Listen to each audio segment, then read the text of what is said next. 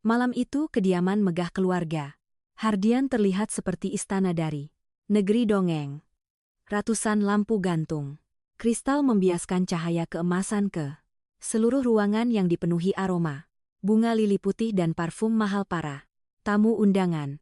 Ini adalah pesta ulang tahun pernikahan ketiga antara Adrian Hardian sang raja properti dengan istrinya yang cantik Maya.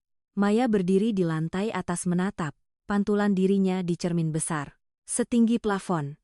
Ia mengenakan gaun sutra berwarna biru laut yang lembut, senada dengan warna mata yang dulu selalu dipuja oleh Adrian.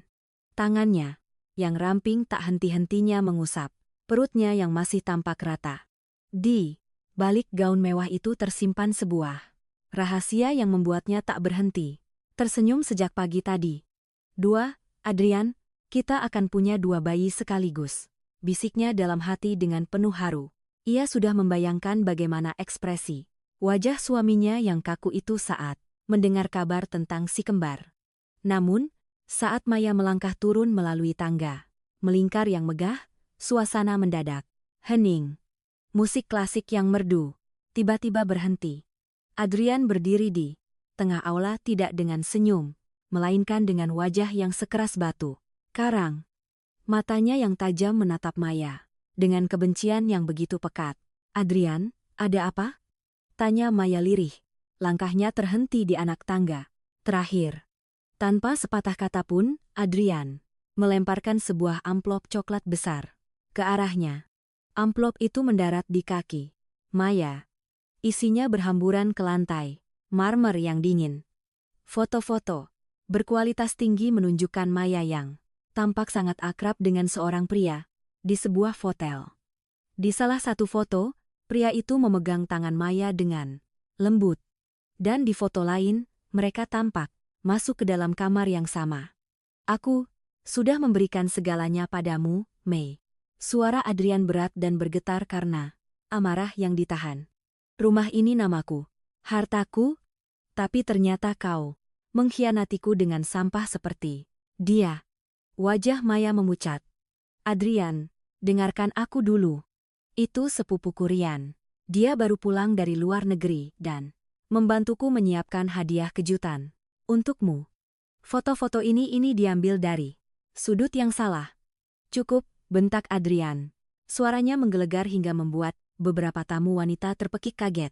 "Clarissa sudah menunjukkan semua bukti transfer uangku yang kau kirimkan padanya. Kau membiayai selingkuhanmu dengan uangku dan sekarang kau hamil. Aku tidak menyentuhmu selama 3 bulan karena kesibukanku dan sekarang kau tiba-tiba hamil. Kau ingin aku mengakui anak haram itu sebagai pewaris Hardian? Ini anakmu, Adrian. Aku bersumpah demi Tuhan ini anakmu." Tangis Maya pecah. Ia mencoba mendekat. Namun Adrian mundur seolah Maya adalah wabah yang mematikan. "Pergi," kata Adrian dingin. "Keluar dari rumahku. Sekarang juga. Aku sudah menandatangani surat cerai. Jangan bawa apun yang kueli dengan uangku. Bawa saja pakaian yang melekat di tubuhmu dan anak haram itu keluar dari hidupku." Clarissa, sekretaris Adrian yang berdiri di pojok ruangan, menyunggingkan senyum kemenangan yang tipis. Ia berhasil menukar semua bukti dan menyewa fotografer untuk menjebak Maya. Maya menatap sekeliling.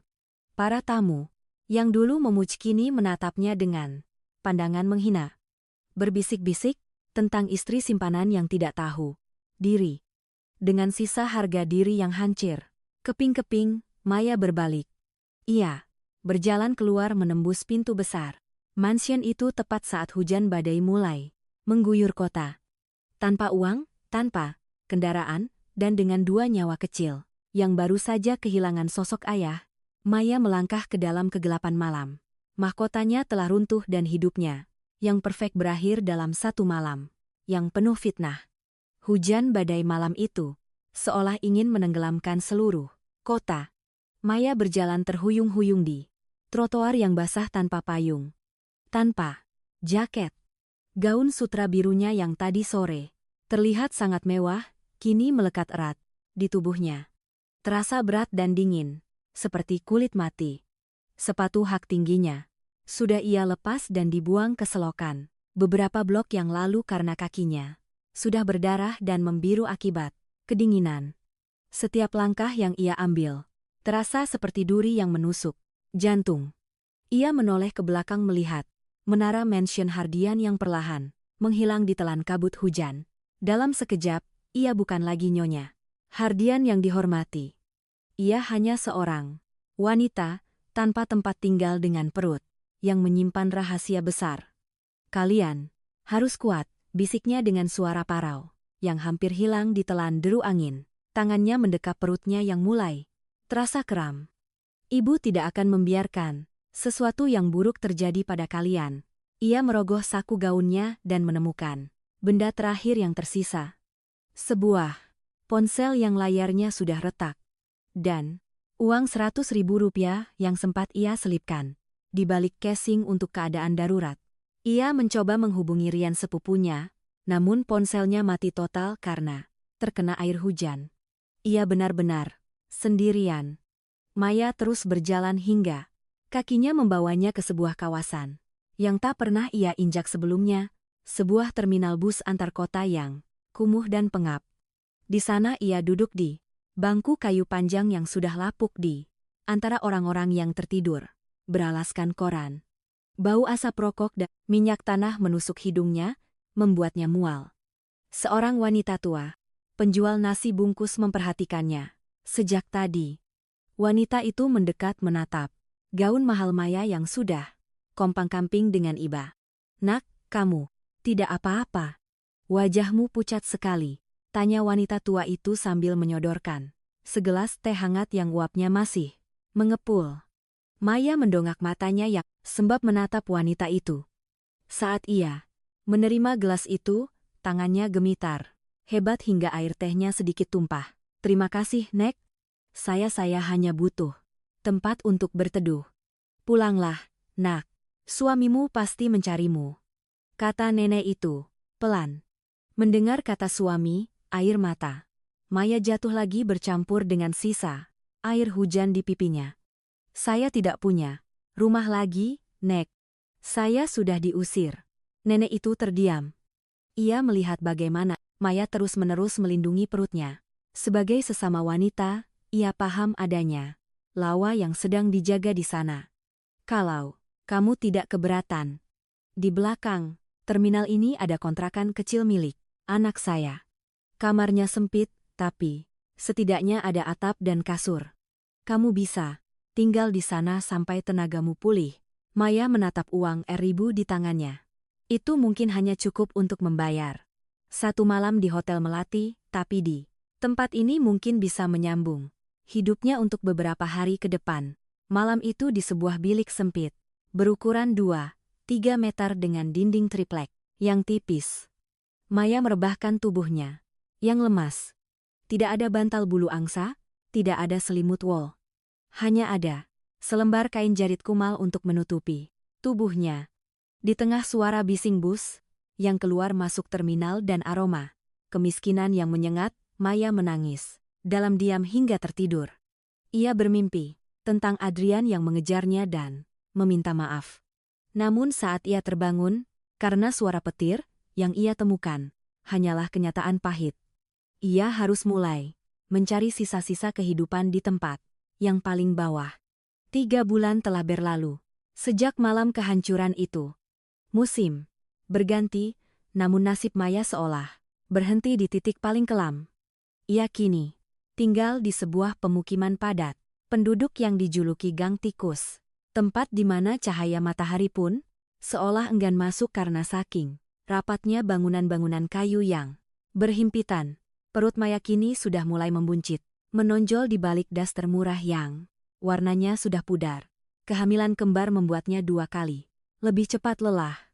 Kakinya sering kiali membengkak hingga ia kesulitan untuk memakai sandal jepitnya yang sudah tipis. Namun, rasa lapar lebih kejam daripada rasa lelah. Setiap pagi sebelum matahari benar-benar terbit, Maya sudah berdiri di depan tumpukan cucian milik warga sekitar. Ia bekerja sebagai buruh cuci. Tangannya yang dulu halus dan rutin mendapatkan perawatan manikir di salon mewah kini berubah kasar, memerah, dan seringkali pecah-pecah karena terlalu lama terendam air sabun morah. Aduh, rintih Maya sambil memegangi pinggangnya yang terasa seperti mau patah. Ia baru saja menyelesaikan 3 ember besar cucian. Maya, ini upahmu untuk minggu ini, kata ibu kontrakan sambil menyodorkan beberapa lembar uang ribuan yang kumal. Maaf ya, cuma segini, ekonomi lagi. Susah. Maya menerima uang itu dengan tangan gemetar. Ia menghitungnya pelan. Hanya cukup untuk membeli beras 1 liter dan beberapa butir telur. Padahal ia sangat ingin meminum susu hamil atau sekedar makan buah-buahan agar anak-anaknya sehat. Suatu siang saat ia sedang berjalan pulang membawa bungkusan nasi putih, ia melewati sebuah toko elektronik yang memasang televisi besar di etalasenya. Langkahnya terhenti. Di layar itu, ia melihat wajah yang sangat ia kenal, Adrian. Pria itu tampak sangat gagah, mengenakan jas rancangan desainer ternama. Ia sedang memotong pita peresmian gedung barunya, Adrian's Kitchen, sebuah restoran megah yang diklaim sebagai yang paling mewah di Asia Tenggara. Di sampingnya, Clarissa berdiri dengan gaun merah yang mencolok, merangkul lengan Adrian dengan posesif. Adrian tersenyum ke arah kamera. Senyum kemenangan yang dulu selalu membuat Maya merasa aman. Namun kini senyum itu terasa seperti sembilu yang mengiris hatinya. Kamu sedang berpesta di atas penderitaan kami, Adrian, bisik Maya dengan suara bergetar. Tiba-tiba perutnya bergejolak. Salah.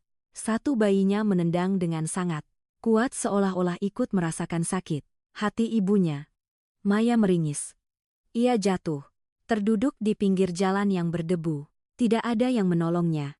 Orang-orang berlalu lalang menganggapnya hanya seorang pengemis atau wanita malang biasa. Dalam kesendiriannya di aspal yang panas, Maya mengusap perutnya dengan lembut. Sabar ya, sayang. Ibu akan berusaha. Walaupun kita hanya makan nasi dengan garam, ibu tidak akan membiarkan kalian layu. Ia bangkit berdiri dengan sisa tenaga yang ada membuang muka dari layar televisi itu. Ia terus berjalan, masuk ke dalam gang gelapnya, meninggalkan kemilau dunia Adrian yang kini terasa jutaan cahaya jauhnya. Ia tidak tahu bahwa di masa depan restoran megah yang baru diresmikan itu akan menjadi tempat di mana ia harus mengaisan demi nyawa anak-anaknya. Malam itu, langit seolah sedang mengamuk. Guntur bersaut-sautan di atas pemukiman gang. Tikus dan hujan turun begitu deras, hingga suara air yang menghantam atap seng kontrakan Maya terdengar seperti tembakan beruntun. Maya terbaring di atas kasur tipis yang sudah mulai bau apek mencoba mengatur nafasnya yang semakin pendek. Tiba-tiba, sebuah rasa sakit yang belum pernah ia rasakan sebelumnya menghantam perutnya. Rasanya seperti ada pisau panas yang memilin rahimnya. Maya memekik pelan, tangannya mencengkeram pinggiran kasur, hingga kuku-kukunya memutih. Belum waktunya, sayang. Bisiknya dengan keringat dingin yang membanjiri dahi. Padahal menurut hitungan ia masih punya waktu 2 minggu lagi. Namun beban hidup dan stres yang luar biasa nampaknya telah memaksa kedua bayinya untuk segera melihat dunia. Maya mencoba bangkit untuk mencari bantuan. Namun kakinya terasa lumpuh. Ia merangkak menuju pintu kayu yang rapuh. Setiap jengkal gerakannya dibarengi dengan rintihan kesakitan yang menyayat hati. Tolong saya. Suaranya hilang ditelan. Suara petir yang menggelegar. Beruntung, Next City, wanita tua pemilik kontrakan, mendengar suara gaduh dari kamar Maya. Dengan payung rusak dan langkah yang gemetar, ia membuka pintu kamar Maya. Ya, Allah, Mai, ketubanmu sudah pecah.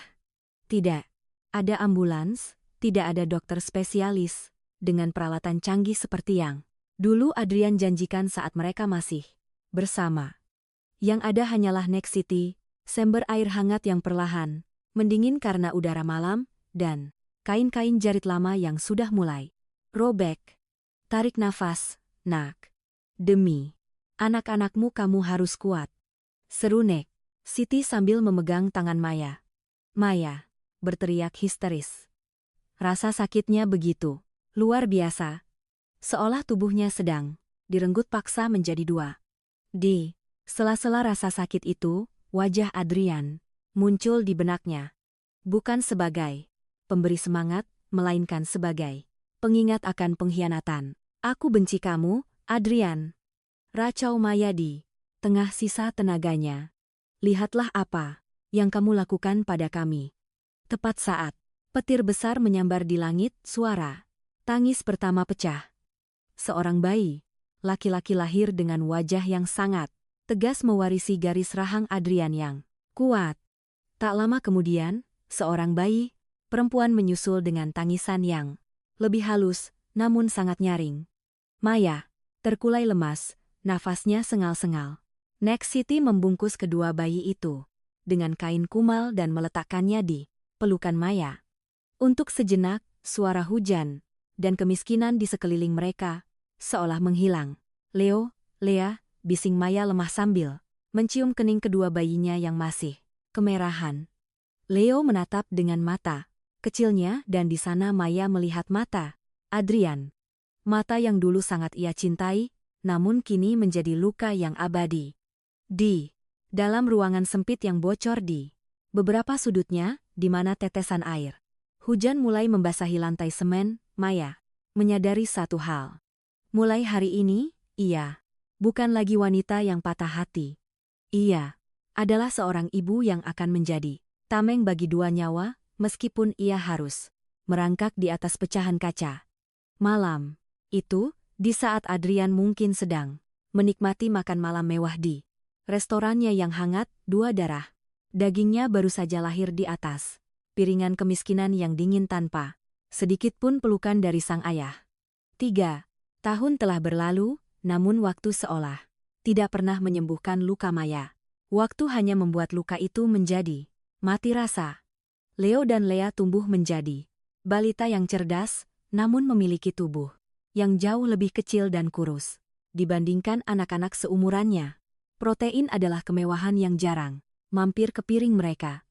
Pagi itu udara di gang tikus terasa sangat pengap.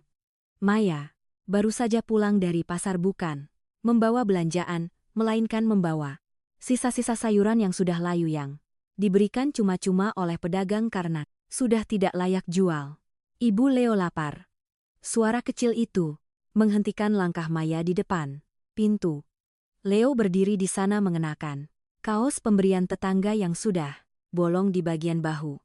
Di belakangnya, Lea tampak sedang memegangi perutnya yang sering sakit karena maah di usia sedini itu. Tunggu sebentar ya, sayang. Ibu masakan sup sayur enak, ujar Maya sambil berusaha tersenyum. Meski hatinya perih. Sup enak itu sebenarnya hanyalah air mendidih yang diberi sedikit garam dan potongan sawi menguning. Saat mereka makan dengan lahap, meski hanya dengan nasi putih yang keras, Lea tiba-tiba mendongak. Mata bulatnya menatap Maya dengan polos. Bu, kenapa kita tidak punya ayah seperti teman-teman di depan gang? Kata mereka. Kalau ada ayah, kita bisa makan ayam goreng setiap hari, tanya Lea. Pertanyaan itu terasa lebih menyakitkan daripada tusukan jarum di tangan Maya saat mencuci baju. Iya. Terdiam, tangannya yang memegang sendok bergetar. Bagaimana ia harus menjelaskan bahwa ayah mereka adalah pria yang membuang mereka ke tempat sampah ini? Ayah sedang bekerja sangat jauh, nak, di tempat yang sangat tinggi, jawab Maya lirih, berusaha menahan air mata agar tidak jatuh ke dalam piringnya. Apa tempatnya lebih tinggi dari gedung besar yang ada lampunya itu? Bu, sahut Leo sambil menunjuk ke arah pusat kota di mana bayangan gedung Adrian's Kitchen terlihat menjulang dari kejauhan. Maya tersedak. Ia segera memalingkan wajah. Gedung itu adalah lambang kejayaan Adrian, sekaligus monumen penderitaannya. Keesokan harinya, keadaan semakin memburuk. Lea jatuh lemas karena tidak ada makanan yang masuk sejak sore. Wajahnya pucat pasi dan bibirnya kering. Maya memeriksa kantongnya. Kosong. Ia sudah meminjam uang ke semua tetangga. Dan tidak ada lagi yang mau meminjamkan, karena mereka pun sama-sama susah. Di tengah keputusasaan itu, Maya melihat seragam kerja lamanya sebagai petugas kebersihan jalanan. Ia teringat kabar bahwa restoran di gedung tinggi itu sedang mencari tenaga pembersih tambahan untuk shift malam karena akan ada acara besar. Dengan sisa harga diri yang tersisa, Maya memutuskan untuk pergi ke sana.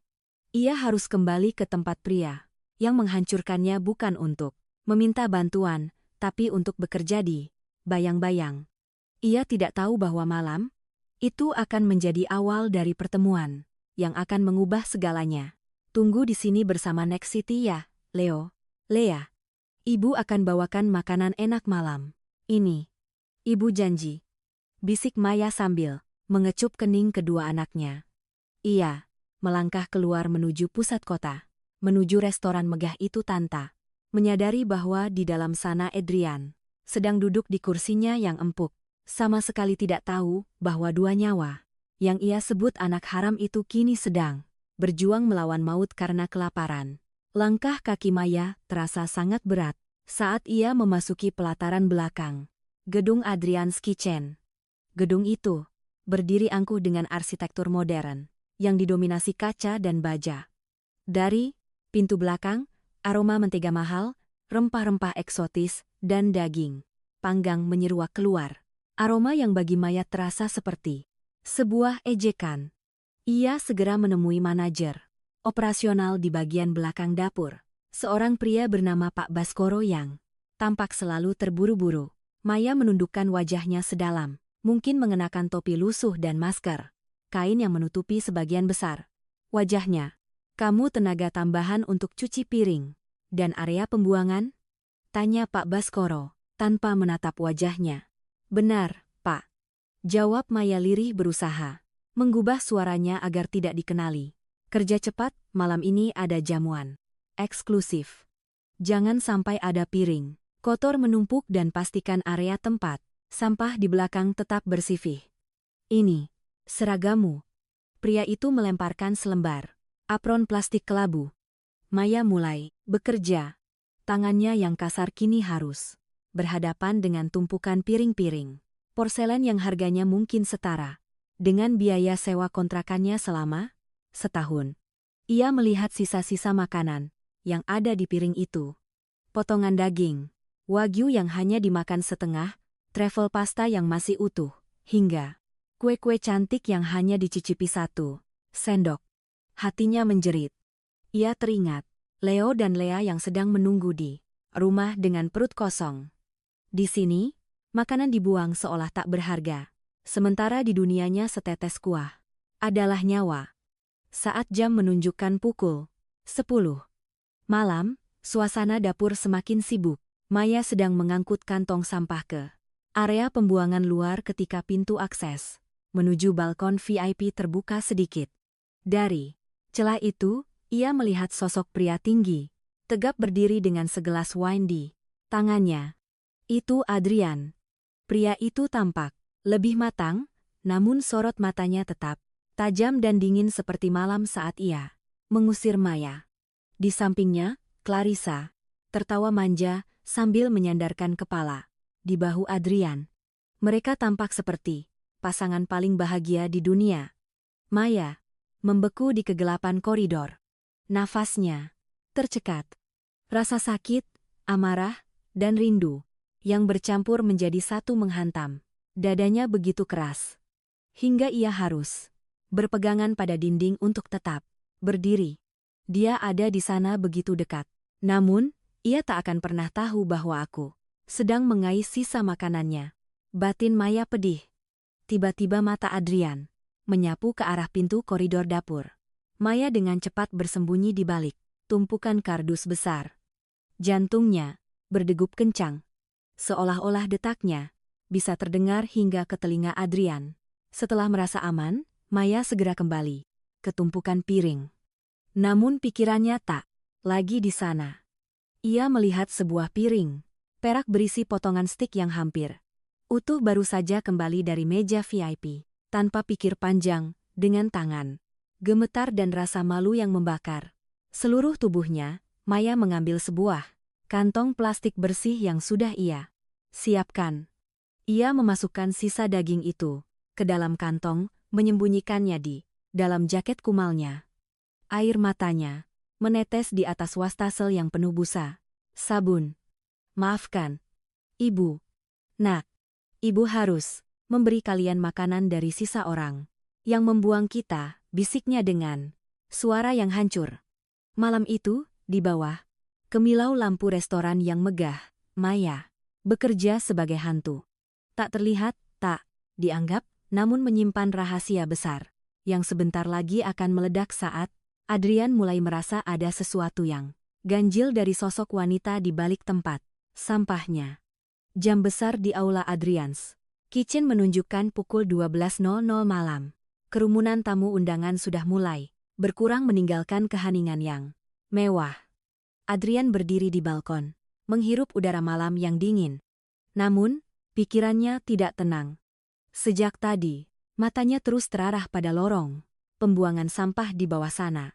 Ia baru saja melihat wanita dengan seragam pembersih itu lagi.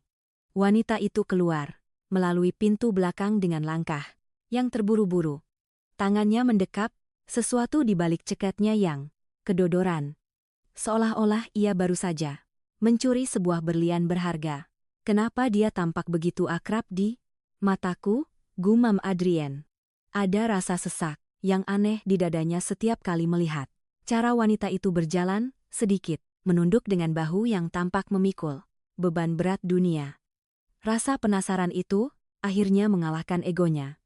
Saat wanita itu berjalan menjauh menuju kegelapan gang di samping gedung, Adrian segera mengambil kunci mobil SUV-nya. Ia tidak meminta supirnya mengantar. Ia ingin melihat ini sendirian. Adrian mengikuti wanita itu dari jarak yang sangat jauh. Mobil mewahnya merayap pelan. Lampu depannya ia matikan agar tidak mencolok. Ia melihat wanita itu melewati kawasan pusat kota, masuk ke area yang semakin lama semakin sempit dan gelap. Aspal yang mulus berganti dengan jalanan tanah yang berlubang dan becek. Di tempat ini, dia tinggal. Adri tertegun. Ia tak pernah tahu ada sisi kota yang seburuk ini. Wanita itu berhenti di sebuah pemukiman yang sangat padat. Adrian memarkir mobilnya di pinggir jalan besar dan memilih untuk turun mengikuti wanita itu dengan berjalan kaki. Ia menarik kerah jaketnya ke atas, menutupi wajahnya agar tidak dikenali. Bau sampah yang menyengat dan air selokan yang menghitam membuat hidungnya mengkerut. Namun ia terus melangkah. Wanita itu masuk ke sebuah rumah kontrakan yang lebih mirip kandang daripada tempat tinggal manusia. Dindingnya hanya berupa papan kayu yang sudah lapuk dan atapnya hanya dari seng yang ditindih dengan ban bekas. Adrian mendekat bersembunyi di balik bayangan sebuah pohon tua yang meranggas. Ia berdiri tepat di depan sebuah jendela kecil yang hanya ditutupi oleh plastik transparan yang sudah robek. Dari balik plastik itu, ia bisa melihat dengan jelas apa yang terjadi di dalam. Wanita itu melepas topi dan maskernya. Adrian nyaris terjatuh saat melihat wajah itu. Maya, desisnya pelan. Jantungnya berdegup sangat kencang hingga telinganya berdenging. Wajah yang dulu begitu cantik dan bercahaya, kini tampak sangat kuyuh, dengan tulang pipi yang menonjol dan lingkaran hitam di bawah mata. Adrian melihat Maya membuka kantong plastik yang ia bawa dari restoran. Ia melihat Maya menata potongan-potongan sisa steak, cold steak yang baru saja dimasak oleh koki terbaik, Adrian, seharga jutaan rupiah ke atas piring-piring plastik yang kotor. Anak-anak, bangun sayang. Ibu bawa makanan enak. Suara Maya terdengar serak namun penuh kasih. Sayang. Dua anak kecil. Seorang laki-laki dan seorang perempuan merangkak bangun dari balik kain sarung tipis di sudut ruangan. Adrian membeku. Saat anak laki-laki itu menoleh ke arah cahaya minyak niap, Adrian merasuh, seperti melihat cermin masa kecilnya sendiri. Garis jahangnya, bentuk alisnya, bahkan cara anak itu bertatap, sangat mirip dengannya. Adrian menggenggam tangannya hingga kuku-kukunya memutih. Hatinya yang selama 5 tahun ini dipenuhi kebencian, tiba-tiba dihantam oleh rasa bersalah yang luar biasa. Ia melihat bagaimana kedua anak itu berebut sisa makanan dari piringnya, memakannya dengan sangat lahap, seolah-olah itu adalah makanan paling lezat di dunia. Ibu tidak makan?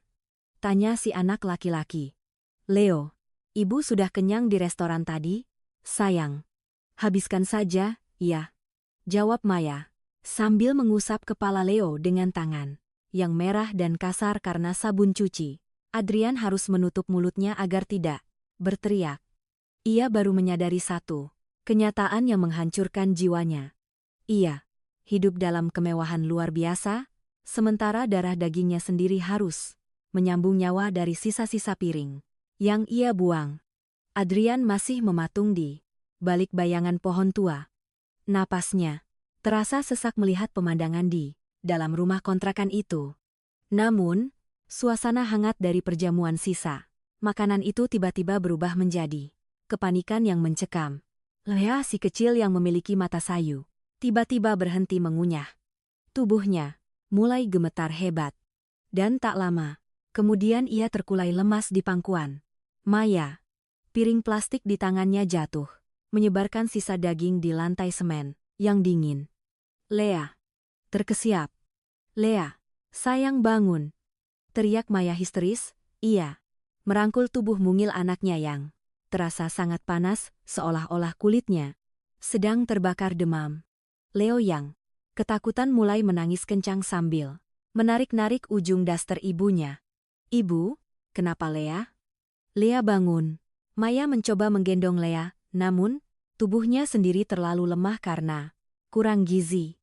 Ia jatuh terduduk kembali sambil mendekap erat putrinya. Tolong, Niti, tolong. Teriaknya ke arah pintu.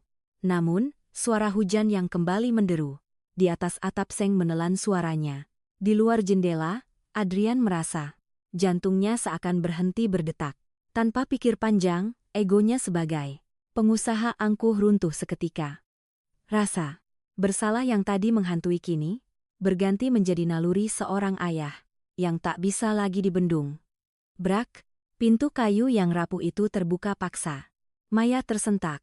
Ia menoleh dengan wajah penuh air mata dan ketakutan mengira ada perompak yang masuk. Namun matanya membelalak saat melihat sosok pria tegap dengan jas mahal yang kini basah kuyup berdiri di ambang pintu. Adrian, bisik Maya, suaranya nyaris hilang. Adrian tidak menjawab. Ia tidak peduli pada tatapan benci atau bingung dari Maya. Matanya hanya tertuju pada anak perempuan yang pucat pasi di pelukan Maya. Adrian melangkah maju. Kakinya, yang mengenakan sepatu kulit mengkilap, kini menginjak lantai tanah yang becek. Berikan dia padaku. Suara Adrian serak, penuh dengan nada perintah, namun bergetar hebat. Jangan, jangan ambil anakku. Pergi. Maya mencoba menjauh. Ia memeluk Lea semakin erat. Ia takut Adrian datang untuk mengambil anaknya setelah membuang mereka selama bertahun-tahun. Dia sedang kritis, Maya. Kalau kamu tidak memberikannya padaku, sekarang dia bisa lewat. Bentak Adrian. Air mata kini mulai menggenang di matanya sendiri. Sesuatu yang tak pernah ia lakukan selama bertahun-tahun. Melihat kesungguhan dan ketakutan di mata Adrian, pegangan Maya melemah. Adrian segera menyambar tubuh kecil Lea ke dalam dekapannya. Tubuh itu terasa sangat ringan. Terlalu ringan untuk anak seusianya. Hati Adrian semakin hancur, merasakan tulang-tulang rusuk putrinya yang menonjol. Leo, ikut ibu cepat. Perintah Adrian pada anak laki-laki yang masih terpaku itu. Adrian berlari, menembus hujan, mendekap Lea di bawah jas mahalnya agar tidak terkena air. Maya mengikuti dari belakang dengan langkah tertatih. Air mata dan air hujan bersatu di wajahnya. Ia tidak tahu apa yang akan terjadi. Namun saat melihat Adrian mendekap Lea dengan begitu protektif, ada secercah harapan yang muncul di tengah kegelapan hatinya. Di dalam mobil mewah yang kini lantainya kotor oleh lumpur dari kaki mereka, Adrian memacu kendaraannya menuju rumah sakit terbaik miliknya. Ia terus melirik ke arah kaca spion menatap wajah Lea yang tak sadarkan diri di pangkuan Maya. "Bertahanlah, nak, ayah di sini," bisik Adrian dalam hati. Sebuah pengakuan yang terlambat 5 tahun. Namun kini menjadi satu-satunya alasan baginya untuk terus bernafas. Lantai marmer putih rumah sakit internasional Hardian berkilauan di bawah lampu neon yang terang, menciptakan kontras yang menyakitkan. Dengan penampilan Maya yang kotor dan basah kuyup, Adrian mondar-mandir di depan pintu UGD. Dengan napas memburu, jas mahalnya sudah ia lempar ke lantai, menyisakan kemeja putih yang kini ternoda lumpur dan bekas muntahan kecil dari Lea. Di sudut lorong, Maya duduk memeluk Leo yang tertidur karena kelelahan. Ia menatap kosong ke arah pintu kaca di mana tim dokter sedang berjuang menyelamatkan nyawa putrinya. "Kenapa kamu ada di sana, Adrian?" Suara Maya memecah keheningan. Suaranya datar tanpa emosi. Seolah jiwanya sudah terlalu lelah untuk merasa marah. Adrian berhenti melangkah. Ia menoleh menatap wanita yang dulu adalah dunianya. "Aku mengikutimu dari restoran. Aku melihatmu mengambil sisa makanan dari piring-piring itu, Maya." Maya tertawa getir. Sebuah tawa yang terdengar lebih pedih daripada tangisan. "Tentu saja kamu pasti sangat puas melihat pelakor yang kamu usir kini menjadi pengis sampah di restoranmu sendiri, kan?" Maya hentikan. Potong Adrian. Ia mendekat dan berlutut di depan Maya, mencoba memegang tangannya yang kasar. Namun Maya segera menariknya menjauh. "Aku melihat Leo. Wajahnya dia adalah bayanganku. Kenapa kamu tidak pernah mengatakannya padaku?" "Mengatakan apa?" "Bahwa aku hamil saat kamu melempar anjing. Bahwa aku mencoba berteriak padamu di tengah hujan, tapi kamu lebih memilih percaya pada foto-foto sampah itu." Suara Maya mulai meninggi membuat perawat yang lewat menoleh. Tepat saat itu, ponsel Adrian bergetar. Sebuah pesan masuk dari detektif pribadinya yang ia hubungi beberapa jam lalu. Pesan itu berisi rekaman suara dan beberapa dokumen digital. Adrian membukanya dengan tangan gemetar. Itu adalah rekaman percakapan antara Clarissa dan seorang pria fotografer yang mengambil foto Maya 5 tahun lalu. Patikan sudutnya terlihat seperti mereka berpelukan. "Ini uangmu." Adrian harus percaya bahwa istrinya berselingkuh agar aku bisa mengambil posisinya. Suara Clarissa terdengar jelas dan dingin di rekaman itu. Dunia Adrian seolah runtuh. Seketika, lututnya terasa lemas hingga ia jatuh terduduk di lantai rumah sakit. Selama 5 tahun ia memelihara kebencian yang salah. Ia telah menghancurkan hidup wanita yang paling mencintainya dan ia telah membiarkan darah dagingnya sendiri tumbuh di gang sempit yang bau memakan sisa-sisa makanannya. Aku telah menjadi monster," bisik Adrian sambil menjambak rambutnya sendiri. Pintu UGD terbuka. Dokter keluar dengan wajah lelah. "Pak Adrian, putri Anda mengalami malnutrisi kronis dan infeksi paru-paru yang cukup parah karena lingkungan yang tidak sehat. Tapi untungnya dia dibawa tepat waktu. Masa kritisnya sudah lewat." Mendengar itu, Maya jatuh pingsan di kursi rumah sakit. Beban yang ia pikul selama 5 tahun seolah dilepaskan begitu saja saat mendengar anaknya selamat. Adrian segera menangkap tubuh Maya sebelum jatuh ke lantai. Ia mendekapnya, erat mencium kening Maya yang dingin. "Maafkan aku, Maya. Demi Tuhan, aku akan menebus setiap tetes air mata yang jatuh karena kebodohanku." Malam itu, di bawah atap rumah sakit yang mewah, keluarga yang hancur itu berkumpul kembali. Namun, Adrian tahu, meminta maaf jauh lebih mudah daripada mendapatkan kembali kepercayaan yang telah ia injak-injak hingga menjadi debu. Pukul 4 pagi, langit masih kelabu. Namun, Adrian sudah berdiri di depan pintu utama mansion Hardian, tempat yang pernah menjadi saksi pengusiran Maya yang menyakitkan. Ia tidak datang untuk beristirahat. Di tangannya, ia mencengkram ponsel yang berisi bukti rekaman kejahatan Clarissa. Di dalam, Clarissa sedang bersantai di ruang tengah sambil menyesap teh pagi, mengenakan jubah sutra mahal yang seharusnya milik Maya. Saat melihat Adrian masuk dengan pakaian kotor dan wajah yang sangat gelap, ia segera berdiri. "Adrian, sayang, kamu dari mana saja? Aku mencarimu semalaman." "Diam." Suara Adrian begitu rendah dan dingin hingga membuat bulu kuduk Clarissa berdiri. Clarissa mencoba tersenyum manis mendekat untuk menyentuh lengan Adrian. "Ada apa denganmu? Kenapa pakaianmu kotor sekali? Dan bau apa ini?" "Seperti bau pemukiman," kumuh. Adrian menepis tangan Clarissa dengan kasar. Ia melemparkan ponselnya ke atas meja kaca. "Dengar ini, Clarissa, dengar setiap kata yang keluar dari mulutmu sendiri 5 tahun lalu." Suara rekaman itu memenuhi ruangan. Wajah Clarissa yang tadinya penuh senyum plastik perlahan berubah menjadi pucat, pasih. Gelas teh di tangannya jatuh dan pecah berkeping-keping di lantai marmer. "Adrian, itu tidak seperti yang kamu pikirkan. Itu fitnah. Seseorang menjebakku." Clarissa mulai terisak, mencoba menggunakan taktik air mata yang selama ini selalu berhasil meluluhkan Adrian.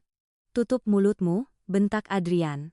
Suaranya menggelegar ke seluruh penjuru mansion. "Selama 5 tahun aku membiarkan ular sepertimu tinggal di sini. Sementara istriku mengais tempat sampah hanya untuk memberi makan anak-anakku. Anak-anak yang kamu sebut anak haram itu adalah darah dagingku sendiri. Adrian, tolong keluar," kata Adrian kini dengan nada yang sangat tenang namun mematikan. "Jangan bawa apun. Semua perhiasan, tas, dan pakaian yang kamu beli dengan uangku, tinggalkan di sini.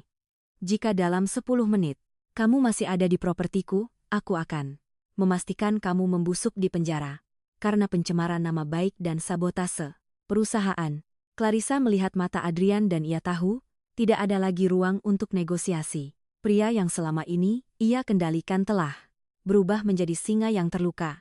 Dengan gemetar dan bertelanjang kaki, Clarissa keluar dari mansion itu di bawah tatapan dingin para pelayan yang selama ini diam-diam membencinya. Setelah Clarissa pergi, Adrian berdiri di tengah ruang tengah yang luas dan sepi. Ia menatap sofa di mana dulu Maya sering duduk membacakan buku untuknya. Ia menyadari bahwa rumah semegah ini tidak lebih dari sebuah makam besar tanpa kehadiran Maya dan anak-anaknya. Ia segera menelepon kepala pelayan. "Siapkan kamar utama, ganti semua spray. Buang semua barang yang pernah disentuh. Clarissa, siapkan kamar anak yang paling mewah di lantai ini. Aku akan membawa pulang nyawa rumah ini hari ini juga." Adrian kembali ke rumah sakit dengan perasaan yang jauh lebih ringan. Namun, tetap dibayangi rasa malu. Ia tahu, mengusir Clarissa adalah bagian yang mudah. Bagian yang sulit adalah meyakinkan Maya bahwa rumah itu bukan lagi tempat yang penuh luka baginya. Bau antiseptik yang tajam menyambut Maya saat ia perlahan membuka matanya. Langit-langit ruangan itu putih bersih, sangat berbeda dengan atap sengnya yang penuh sarang laba-laba. Ia menoleh ke samping dan melihat Leo sedang tertidur pulas di sofa kecil dengan selimut bulu yang lembut. Di sisi lain, ia melihat Lea terbaring di ranjang rumah sakit dengan berbagai kabel menempel di tubuhnya. Namun, napasnya sudah mulai teratur. "Kamu sudah bangun?" Suara itu membuat Maya tersentak. Adrian duduk di kursi samping tempat tidurnya. Matanya merah, kantung matanya menghitam. Jelas pria itu tidak tidur sama sekali. "Di mana ini?" Aku ingin pulang ke kontrakan. Sekarang, ujar Maya sambil berusaha duduk meski kepalanya terasa berputar. Hebat. Maya, tenanglah. Lea masih butuh observasi. Kamu juga sangat lemah. Adrian mencoba memegang bahu Maya, tapi Maya menepisnya dengan sorot mata yang penuh kebencian. Jangan sentuh aku dengan tangan yang dulu mendorongku keluar dari rumah. Suara Maya dingin dan tajam. Terima kasih sudah membawa Lea ke sini. Berapa biayanya? Aku akan mencicilnya padamu. Meskipun butuh waktu seumur hidup. Adrian merasa dadanya seperti dihantam. Godam. Biaya Maya mereka anak-anakku. Aku sudah tahu semuanya. Aku sudah mengusir Clarissa. Foto-foto itu, semua fitnah. Aku yang salah karena terlalu bodoh untuk percaya padanya. Daripada padamu. Maya terdiam sejenak. Lalu ia tertawa kecil. Sebuah tawa yang penuh luka. Terkesiap, kamu baru tahu searang. Setelah 5 tahun, setelah Leo dan Lea belajar bahwa rasa lapar itu lebih nyata daripada kasih sayang seorang ayah, setelah aku harus mengemis sisa makanan di restoranmu agar mereka tidak mati. Aku akan menebusnya. Maya, pulanglah ke mansion. Aku sudah menyiapkan segalanya untuk kalian. Kamar untuk anak-anak, dokter terbaik, apun. Mansion itu bukan rumah bagiku, Adrian. Itu adalah tempat di mana aku kehilangan martabatku. Maya menatap Adrian. Lurus-lurus. Kamu pikir dengan membuat Clarissa dan memberiku kamar mewah, semuanya selesai? Apakah itu bisa mengembalikan waktu saat Leo menangis karena kedinginan atau saat Lea hampir mati karena mak? Adrian menunduk, air mata jatuh ke tangan yang ia kepalkan di atas lututnya. Aku tahu aku tidak pantas. Dimaafkan, tapi tolong demi kesehatan mereka. Berikan aku kesempatan untuk menjadi ayah bagi mereka. Kamu boleh menjadi ayah bagi mereka jika mereka menginginkannya, kata Maya sambil menunjuk Leo yang mulai menggeliat. Bangun. Tapi jangan harap aku akan kembali menjadi istrimu. Aku adalah wanita yang kamu buang ke tempat sampah, Adrian. Dan sekarang aku sudah terbiasa hidup di sana. Adrian menyadari bahwa tembok yang ia bangun di hati Maya jauh lebih kokoh daripada tembok mansion miliknya.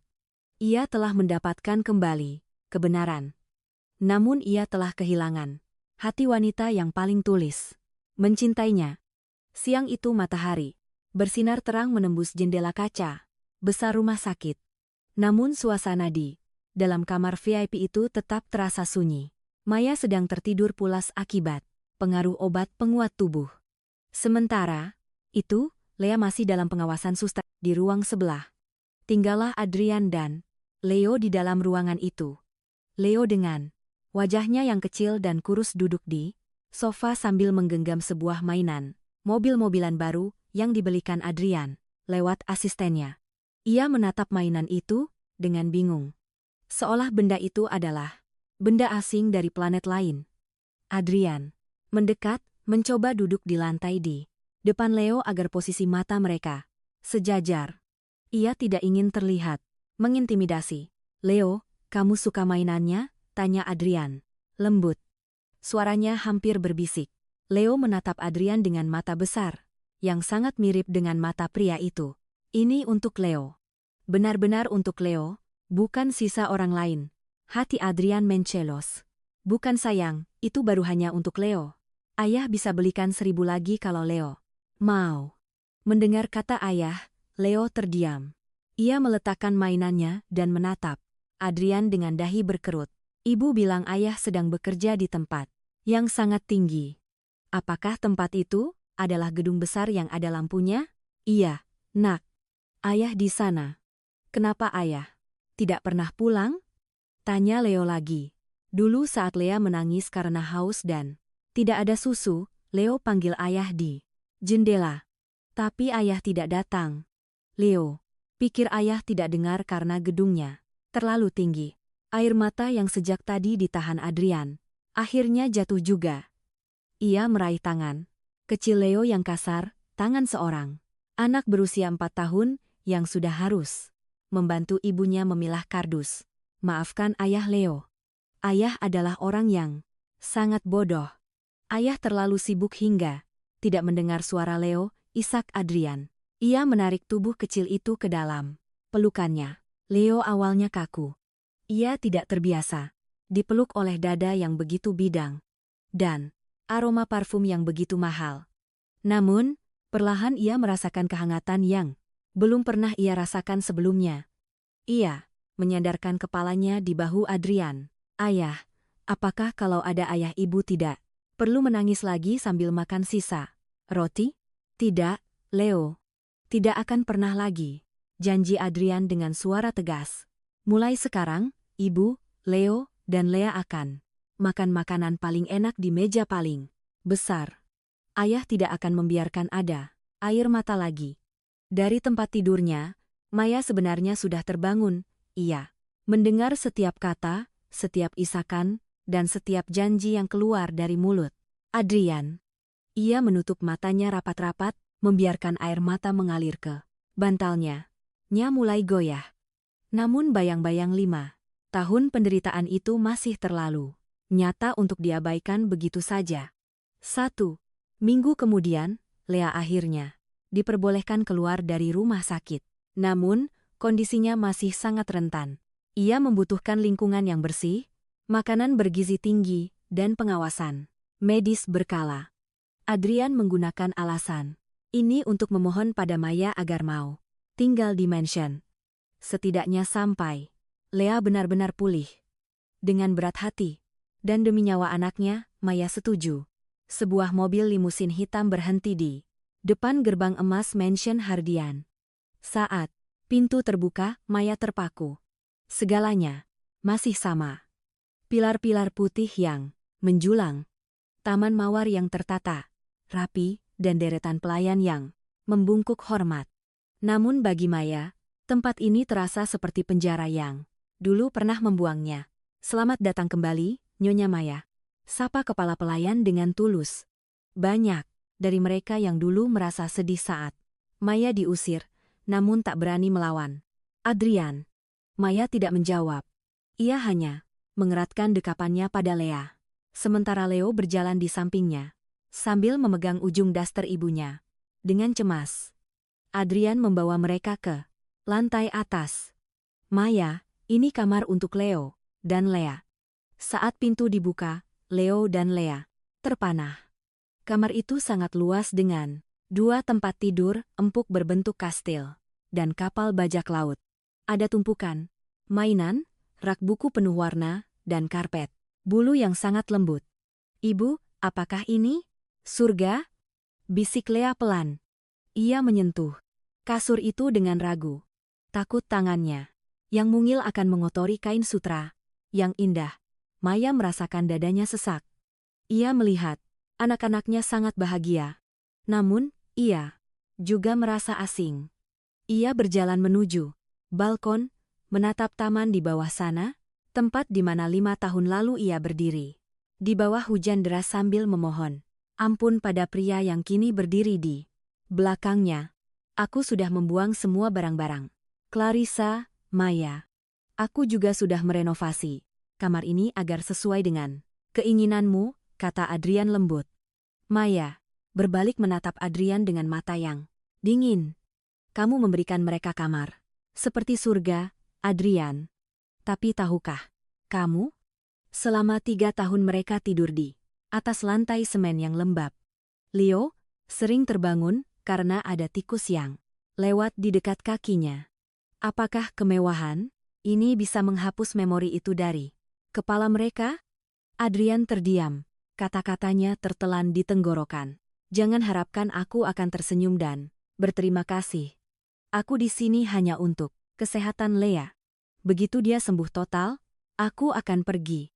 Aku tidak butuh hartamu untuk merasa berharga. Maya kemudian masuk ke dalam kamar dan menutup pintunya, meninggalkan Adrian yang berdiri sendirian di lorong yang sunyi. Adrian menyadari bahwa ia telah berhasil membawa tubuh keluarganya kembali ke rumah. Namun, jiwa mereka masih tertinggal di gang sempit yang penuh luka. Malam itu untuk pertama kalinya dalam 5 tahun, Leo dan Lea tidur tanpa rasa lapar. Namun di kamar sebelah Maya, terjaga sepanjang malam, memeluk lututnya di pojok tempat tidur mewah, merasa bahwa kemewahan ini justru membuatnya merasa semakin kesepian. Pagi itu, suasana dapur mansion yang biasanya hanya diisi oleh koki profesional terasa berbeda. Adrian, sang pengusaha, bertangan dingin berdiri di balik kompor, dengan celemek yang tampak canggung di tubuh tegapnya. Ia sedang mencoba membuatkan bubur ayam spesial dan pendek, bentuk beruang. Untuk anak-anaknya. Tuan, biar kami saja yang kerjakan, tawar salah satu koki dengan cemas. Tidak, jawaban tegas. Aku sudah membiarkan orang lain memberi makan mereka dengan sisa-sisa selama bertahun-tahun. Hari ini aku ingin tangan ini sendiri yang menyiapkannya.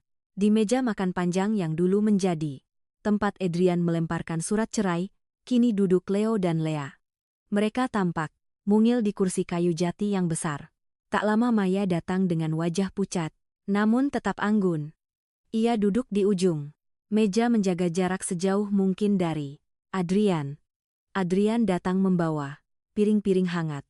Ia meletakkannya di depan Leo dan Lea dengan senyum yang dipaksakan untuk menutupi rasa gugupnya.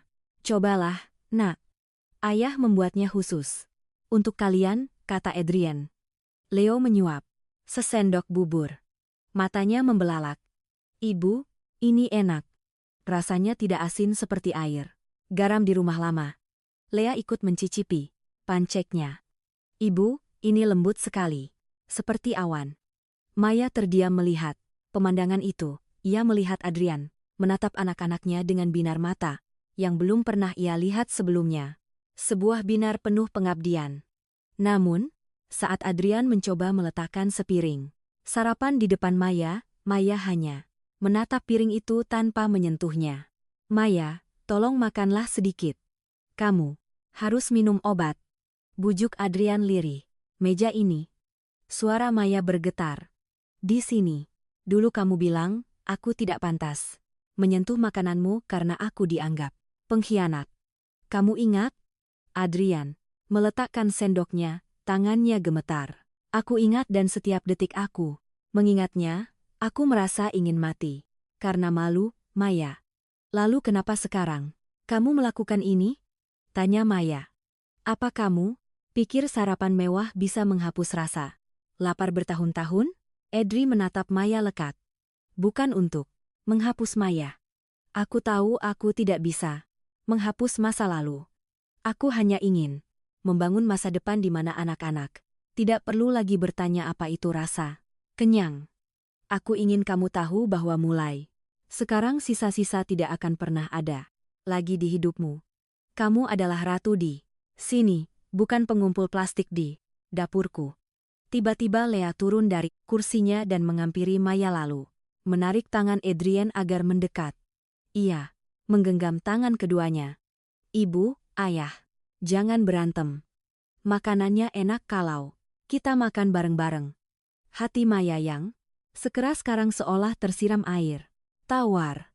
Ia menatap tangan kecil Lea, menyatukan jemarinya dengan jemari Adrian.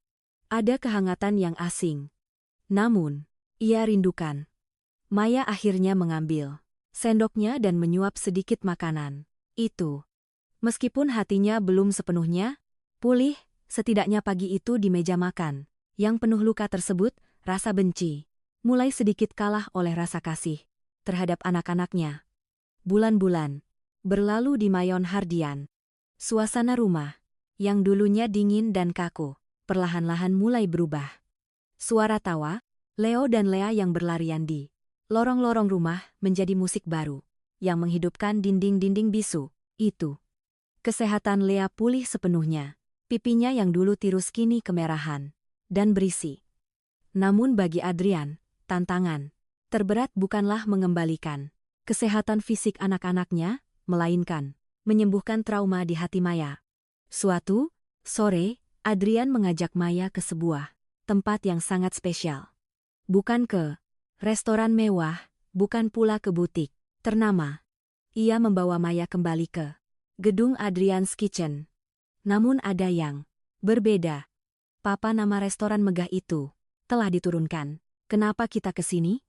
Tanya Maya dengan nada waspada. Luka lama itu kembali berdenyut saat ia melihat pintu belakang, tempat ia dulu mengais sampah. Lihatlah ke atas, ujar Adrian lembut. Maya mendongak. Di sana terpasang papan, nama baru dengan huruf-huruf emas yang elegan. Maya Hope Foundation. Aku sudah menutup restoran ini, Maya, jelas Adrian sambil menatap mata istrinya.